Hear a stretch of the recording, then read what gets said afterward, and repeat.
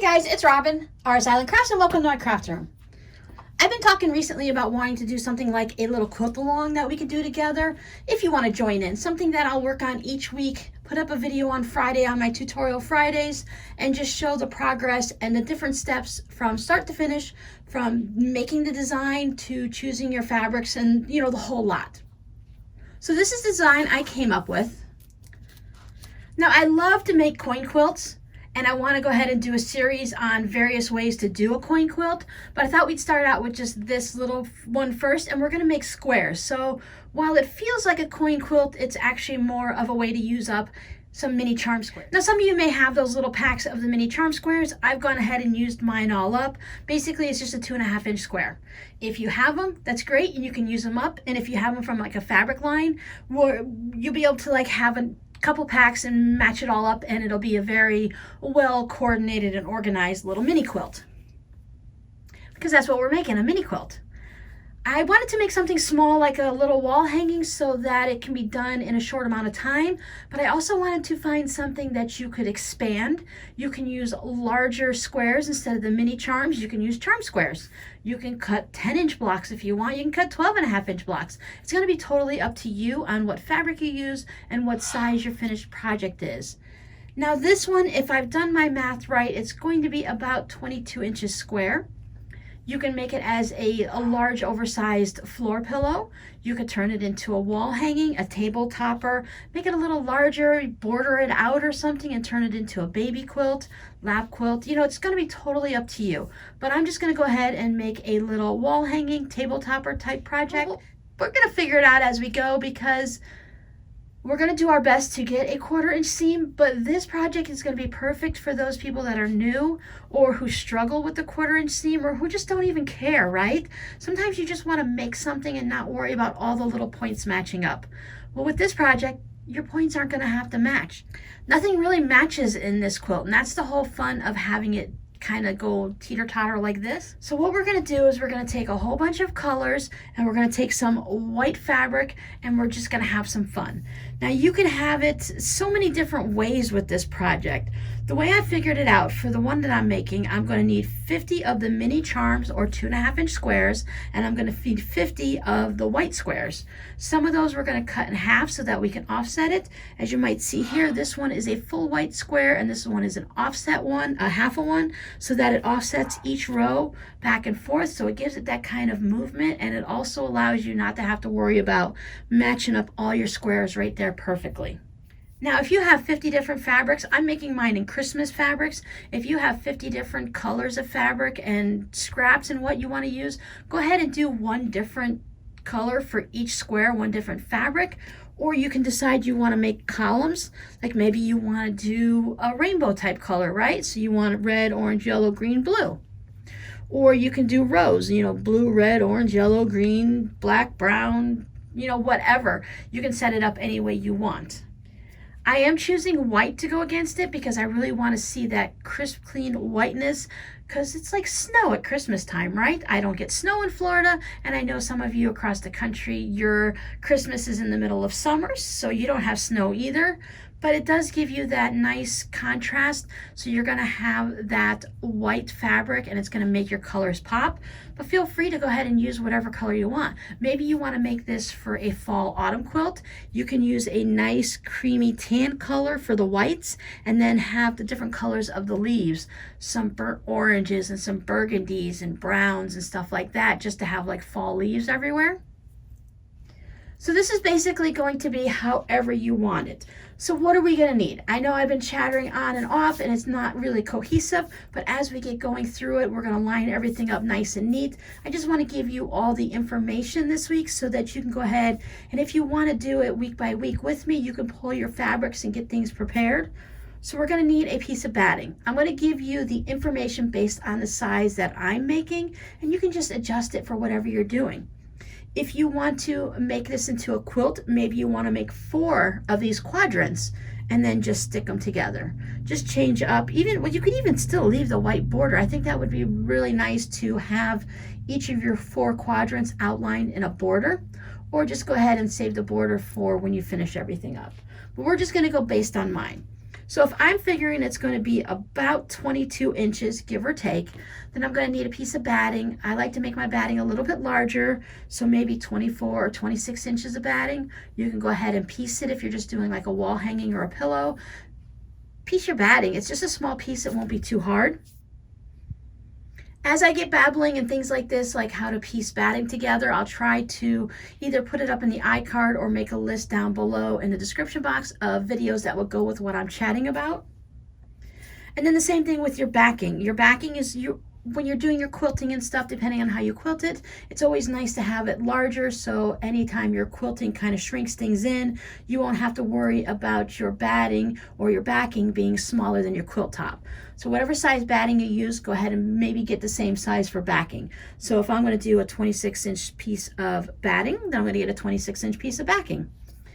Your batting can be any kind you want. I'm sticking with my 100% cotton that I like to use. I think this would be really nice if you're using a baby quilt to maybe use some of that bamboo. I heard that really is a nice batting to have in a quilt.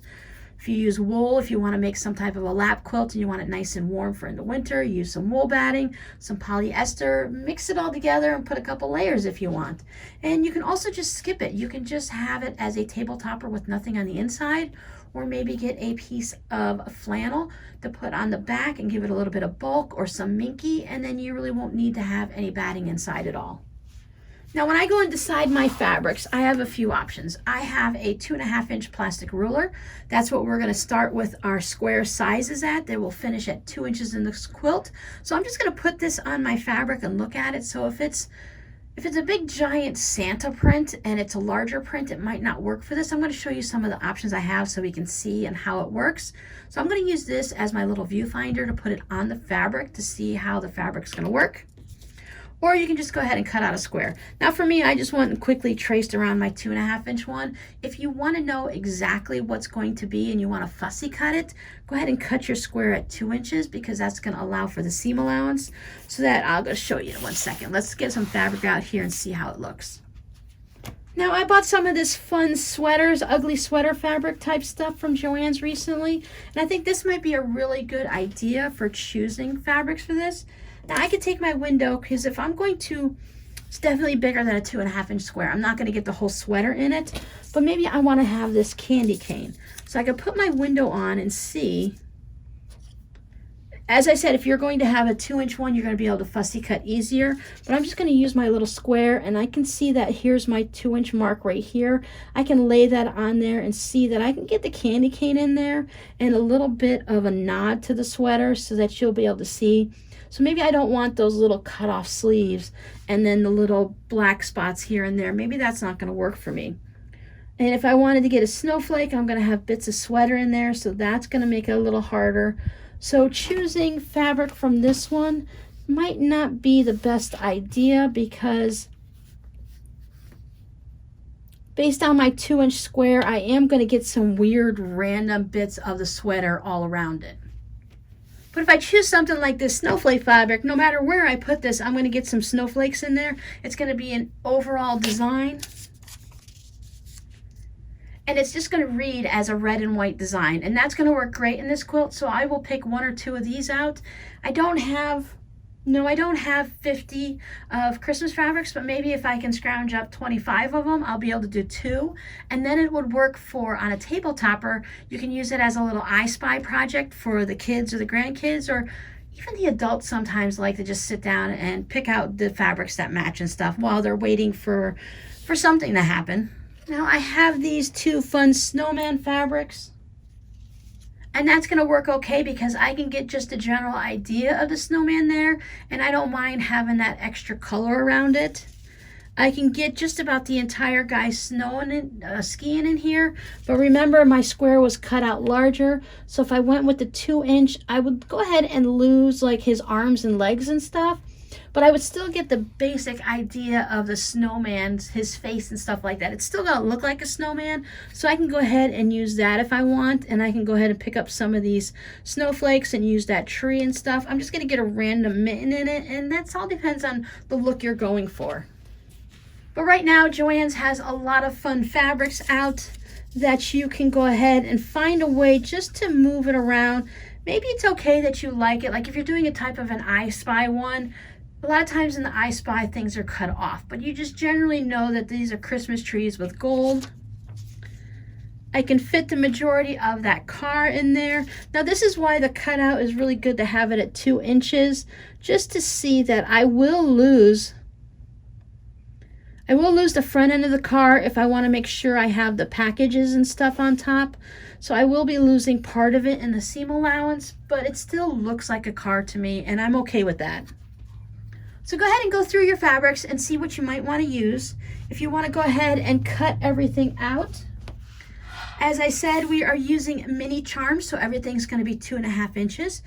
Maybe decide what type of project you want to make. Do you want to just do something quick?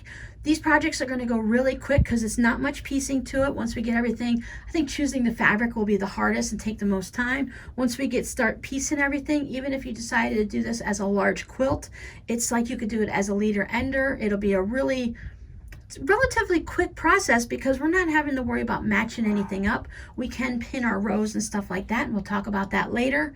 But I think this week your homework will be to decide what size project you want. Do you want to just make a pillow?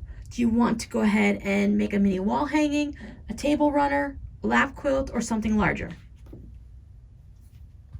And then pull out your fabric. Start choosing your fabric, and then next week we'll start cutting it all up and decide on our layout, and then the following week we'll start sewing it, and then we'll get into the quilting. I know we've done several binding videos, but we'll go ahead and figure out our binding. We'll figure out how much we need of everything as we get going. So for this week, decide on what you're going to make, choose your fabrics, pick out your batting. Even if you want to choose your backing right now, that's fine too. Gather it all together, get everything pressed. If you want to start cutting it all out and be ahead for next week, that'll be great. If not, I'll see you guys next week when we start cutting out our fabrics. Bye.